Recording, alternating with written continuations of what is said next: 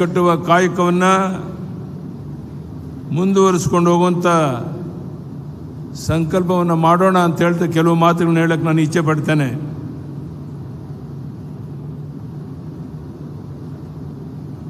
ಇದೀಗ ತಾನೇ ಲೋಕಸಭಾ ಚುನಾವಣೆ ಮುಗಿದಿದೆ. ನಮ್ಮೆಲ್ಲರ ನೆಚ್ಚಿನ ನಾಯಕರಾದಂಥ ಶ್ರೀ ನರೇಂದ್ರ ಮೋದಿಜಿಯವರು ಮೂರನೇ ಬಾರಿಗೆ ಸತತವಾಗಿ ಪ್ರಧಾನಿಯಾಗಿ NDA ಮೈತ್ರಿಕೂಟ ಅಧಿಕಾರಕ್ಕೆ ಬಂದಿದೆ. ರಾಜ್ಯದಲ್ಲಿ ಕೂಡ 19 ಕ್ಷೇತ್ರಗಳಲ್ಲಿ ಬಿಜೆಪಿ JDS ಗೆದ್ದಿದೆ. ನಾನು ಒಂದು ಮಾತನ್ನು ನಿಮಗೆ ನೆನಪು ಮಾಡೋಕ್ಕೆ ಇಚ್ಛೆ ಪಡ್ತೇನೆ. ಮೊನ್ನೆ 2024ರಂದು ಮೊನ್ನೆ ನಡೆದಂಥ ಲೋಕಸಭಾ ಚುನಾವಣೆಯಲ್ಲಿ ಭಾರತೀಯ ಜನತಾ ಪಾರ್ಟಿ 142 ಕಡೆ ಬಹುಮತವನ್ನು ಪಡೆದಿದೆ. 142 ಕಡೆ. ಈಗ ಚುನಾವಣೆ ನಡೆದರೆ 135, 140 ಸೀಟ್ಗಿಂತ ಹೆಚ್ಚು ಗೆದ್ದು ಕರ್ನಾಟಕದಲ್ಲಿ ಬಿಜೆಪಿ ಸರ್ಕಾರ ಬರುವಂತಹದ್ದು ಸೂರ್ಯ ಚಂದ್ರ ಇರೋದು ಎಷ್ಟು ಸತ್ಯನೋ ಅಷ್ಟೇ ಸತ್ಯ.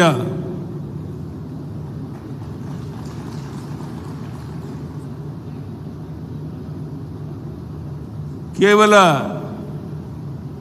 1 ವರ್ಷದ ಹಿಂದೆ 135 ಕ್ಷೇತ್ರಗಳ ಗೆದ್ದು ಅಧಿಕಾರಕ್ಕೆ ಬಂದ ಕಾಂಗ್ರೆಸ್ ಪಕ್ಷ ಈಗಾಗಲೇ ನಾನು ಹೇಳಿದಂತೆ ಈ ಬಾರಿಯ ಲೋಕಸಭಾ ಚುನಾವಣೆಯಲ್ಲಿ 142ಕ್ಕೂ ಹೆಚ್ಚು ವಿಧಾನಸಭಾ ಕ್ಷೇತ್ರಗಳಲ್ಲಿ ಹಿನ್ನಡೆಯಾಗಿ ಸ್ವತಃ ಮುಖ್ಯಮಂತ್ರಿಗಳು ಹಾಗೂ ಉಪಮುಖ್ಯಮಂತ್ರಿಗಳು ಪ್ರತಿನಿಧಿಸುವ ಜಿಲ್ಲೆಗಳ ಸಮೇತ 17 ಸಚಿವರ ಸ್ವಕ್ಷೇತ್ರದಲ್ಲಿಯೇ ಹಿನ್ನಡೆಯನ್ನು ಅನುಭವಿಸಿರುವಂಥದ್ದು ಅಂತ ಹೇಳಿದರೆ ರಾಜ್ಯದಲ್ಲಿರೋ ಕಾಂಗ್ರೆಸ್ ಸರ್ಕಾರ ಯಾವ ರೀತಿ ಜನಪ್ರಿಯತೆಯನ್ನು ಕಳ್ಕೊಂಡು ಜನಹಿತವನ್ನು ಮರೆತು ಭ್ರಷ್ಟಾಚಾರದಲ್ಲಿ ತೊಡಗಿ ಅಧಿಕಾರದಲ್ಲಿ ಮುಂದುವರಿಯುವಂಥ ಯಾವುದೇ ನೈತಿಕತೆಯನ್ನು ಹೊಂದಿಲ್ಲ ಅನ್ನುವಂಥದ್ದು ನಮ್ಮೆಲ್ಲರಿಗೂ ಗೊತ್ತಿರುವಂಥ ಸಂಗತಿ. ರಾಜ್ಯದ ಜನರು ಕಾಂಗ್ರೆಸ್ ಪಕ್ಷದ ಸರ್ವ ಪ್ರಯತ್ನಗಳ ಹೊರತಾಗಿ ಹಣಬಲ, ತೋಳ್ಬಲ ಹಾಗೂ ಹಲವಾರು ಆಮಿಷಗಳ ಹೊರತಾಗಿಯೂ ಸಹ ರಾಜ್ಯದ ಜನರು ಸನ್ಮಾನ್ಯ ಶ್ರೀ ನರೇಂದ್ರ ಮೋದಿಯವರ ನೇತೃತ್ವದಲ್ಲಿ ಸರ್ಕಾರಕ್ಕೆ ಜನಮತ ನೀಡಿದ್ದಾರೆ.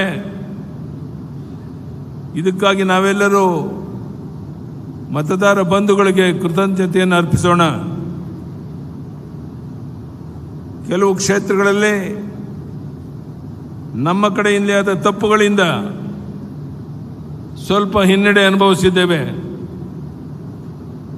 ಆದರೆ ಜನರು ಮಾತ್ರ ಸ್ಪಷ್ಟವಾಗಿ ಕಾಂಗ್ರೆಸ್ ಪಕ್ಷದ ದುರಾಡಳಿತ, ಭ್ರಷ್ಟಾಚಾರದ ವಿರುದ್ಧ ಮತ ನೀಡಿರೋದನ್ನ ತಾವು ನೋಡ್ತಾ ಇದ್ದೀರಾ. ರಾಜ್ಯ ಸರ್ಕಾರ ತಪ್ಪು ನೀತಿಗಳಿಂದಾಗಿ ದಿವಾಳಿತನಕ್ಕೆ ಮುಟ್ಟಿದೆ. ಶಾಸಕರುಗಳ ಅನುದಾನಕ್ಕೂ ಕತ್ತರಿ ಹಾಕಿದೆ. ಅನುಪಯುಕ್ತ ಗ್ಯಾರಂಟಿಗಳ ಹೆಸರಿನಲ್ಲಿ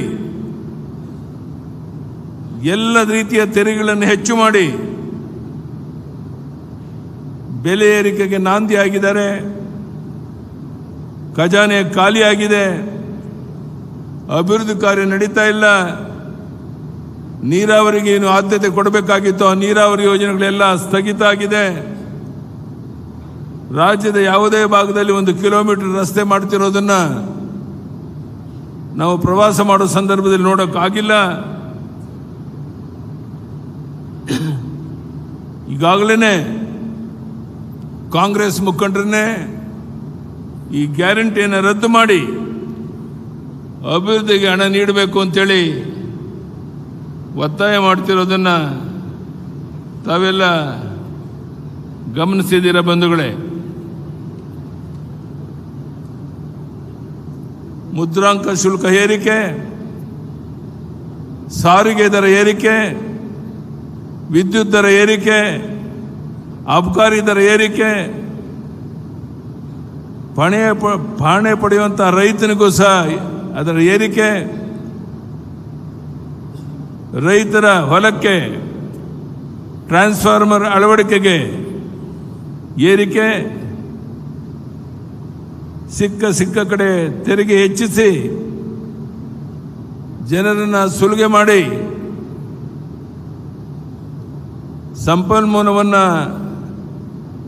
ಸಂಗ್ರಹ ಮಾಡೋ ದೃಷ್ಟಿಯಲ್ಲಿ ಕಾಂಗ್ರೆಸ್ ಸರ್ಕಾರ ಇದೆ. ಹಣಕಾಸು ಪರಿಸ್ಥಿತಿ ಸರಿ ಇದ್ದಿದ್ರೆ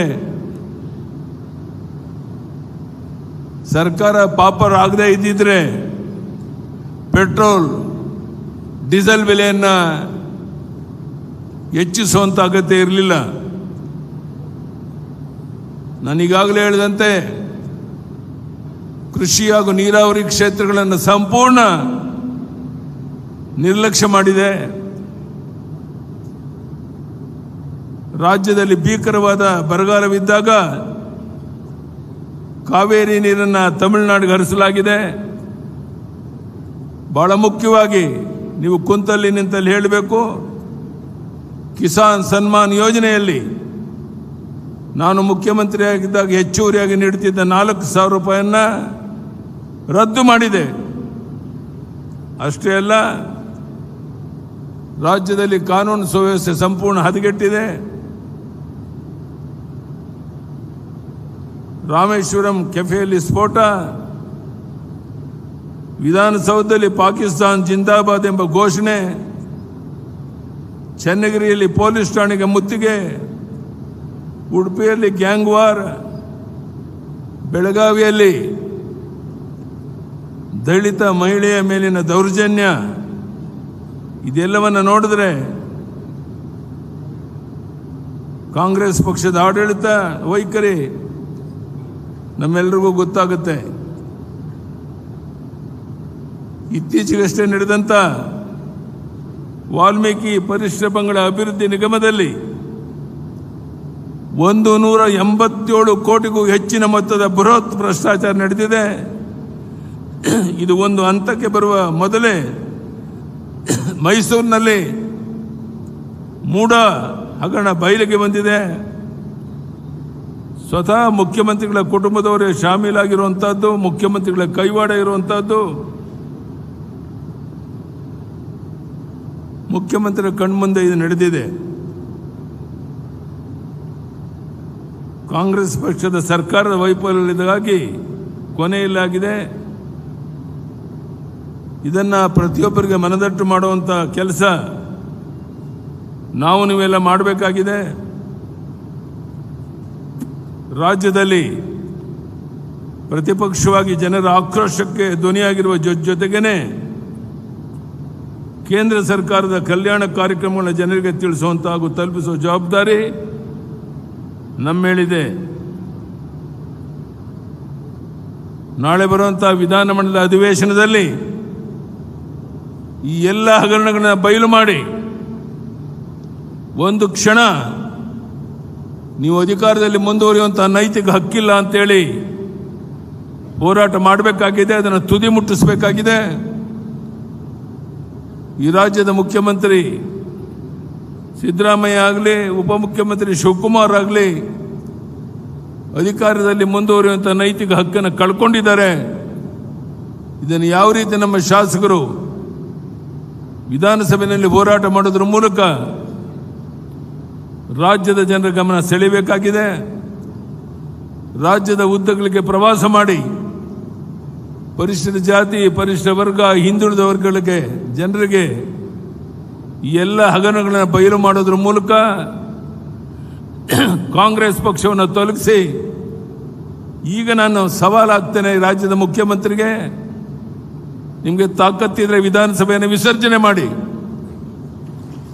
ಆವಾಗ ಗೊತ್ತಾಗುತ್ತೆ ನಿಮಗೆ ನಿಮ್ಮ ಸ್ಥಿತಿ ಏನು ಅಂತ. ಈಗ ವಿಧಾನಸಭಾ ಚುನಾವಣೆ ವಿಸರ್ಜನೆ ಮಾಡಿ ಚುನಾವಣೆ ನಡೆದರೆ 140ರಿಂದ 150 ಸೀಟು ಗೆಲ್ಲೋದು 100ಕ್ಕೆ 100 ಸತ್ಯ. ಇದನ್ನ ಮುಖ್ಯಮಂತ್ರಿಗೆ ನಾವು ವಿಧಾನಮಂಡಲ ಒಳಗಡೆ ಮನವರಿಕೆ ಮಾಡಬೇಕಾಗಿದೆ.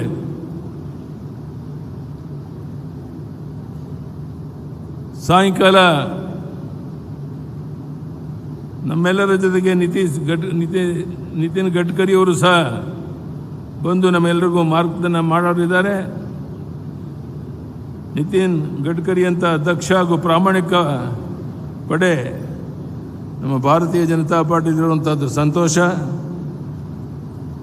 ಶ್ರೀಮತಿ ಇಂದಿರಾ ಗಾಂಧಿಯವರು ಸತತವಾಗಿ 3ನೇ ಬಾರಿಗೆ ಪ್ರಧಾನಿಯಾಗಲು ಸಾಧ್ಯ ಆಗಲಿಲ್ಲ. ರಾಜೀವ್ ಗಾಂಧಿ ಅವರು 2ನೇ ಬಾರಿಗೆ ಪ್ರಧಾನಿಯಾಗಲು ಸಾಧ್ಯ ಆಗಲಿಲ್ಲ. ಈಗ ರಾಹುಲ್ ಗಾಂಧಿ ಅವರು ಸತತ 3ನೇ ಬಾರಿಗೆ 100 ಸೀಟುಗಳನ್ನು ಗೆಲ್ಲಲು ಸಾಧ್ಯ ಆಗಿಲ್ಲ. ಅಂದರೆ ಕಾಂಗ್ರೆಸ್ ಪಕ್ಷ ಯಾವ ರೀತಿಯಲ್ಲಿ ಅವನತಿಯತ್ತ ಸಾಗ್ತಾ ಇದೆ ಎಂಬುದನ್ನು ಅರಿಯಬೇಕಾಗಿದೆ. ಕೇವಲ 2 ಸಂಸತ್ ಸದಸ್ಯರಿದ್ದ ಭಾರತೀಯ ಜನತಾ ಪಾರ್ಟಿ ಇಂದು ವಿಶ್ವದ ಅತ್ಯಂತ ದೊಡ್ಡದಾದ ಪಕ್ಷವಾಗಿದೆ.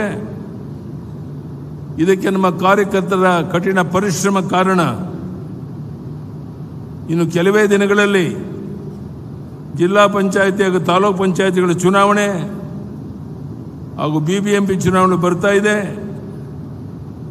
ನಾವು ಈ ಚುನಾವಣೆಯಲ್ಲಿ ಹೆಚ್ಚಿನ ಸಂಖ್ಯೆಯಲ್ಲಿ ಗೆದ್ದು ಅಧಿಕಾರಕ್ಕೆ ಬಂದು ಕೆಲಸವನ್ನು ಮಾಡಬೇಕಾಗಿದೆ. ಬಿಜೆಪಿ ಅಧ್ಯಕ್ಷರಾದ ವಿಜಯೇಂದ್ರ ಅವರು ಕಾಲಿಗೆ ಚಕ್ರ ಕಟ್ಟಿಕೊಂಡು ರಾಜ್ಯಾದ್ಯಂತ ಪ್ರವಾಸ ಮಾಡ್ತಾ ಇದ್ದಾರೆ.